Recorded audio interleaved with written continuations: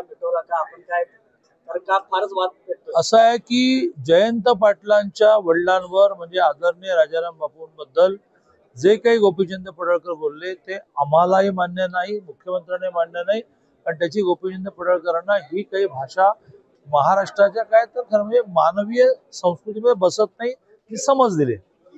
पण ते कारण काढून जयंत पाटील बचाव नावाची जी सभा होती त्या सभेचं नाव होतं जयंत पाटील बचाव, कारण ते अगदी सायडिंगलाच गेले होते. त्या निमित्ताने पुन्हा लाईमलाईट मध्ये आले.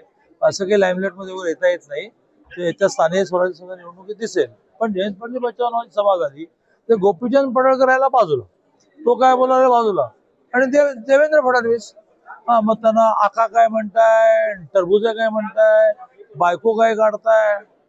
आम्ही हा प्रकार चालू देणार नाही. आणि म्हणून आम्ही 1 तारखेला इशारा नावाची एक सभा करतोय किंवा तुम्ही पण नीट बोला, आम्ही पण. गेले 1.5-2 वर्ष सातत्याने तुमच्या समोर मी कंठशोष करून मांडतोय की राज्यातल्या 20 प्रमुख नेत्यांनी बसून राजकीय संस्कृती भयंकर घसरलेली आहे, यावर विचार विमर्श केला पाहिजे आणि डूज अँड डोंट्स, करावे न करावे हे लिहून काढायला पाहिजे.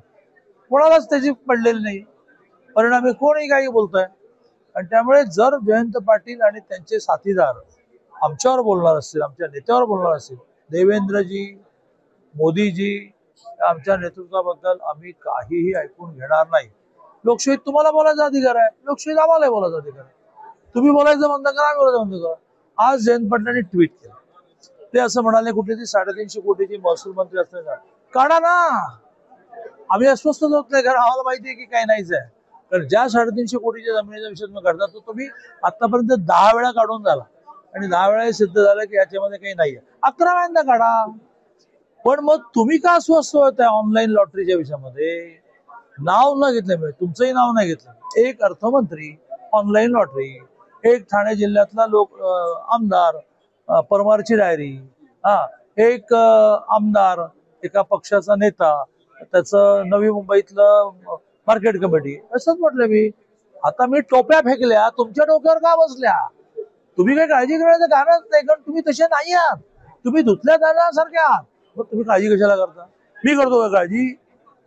सकाळी 10 वाजता ट्विट झालं जयंत पाटलाचं, काय अस्वस्थ झालो का?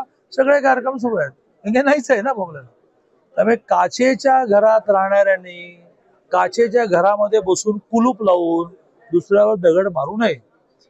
आम्ही गोपीचंदला जे सांगायचं सांगितलेलं आहे, पण तुम्ही जर तुमची पिलावळ शांत करणार नसाल तर आम्ही काही आता स्वस्त लोक मारतील आम्हाला. ते काही बोलतात, तुम्ही काही कसं बोलत नाही. आणि त्यामुळे लोक दबाव आमच्यावर आहे की तुम्ही काहीतरी रिॲक्ट व्हा, आम्ही रिॲक्ट होणार.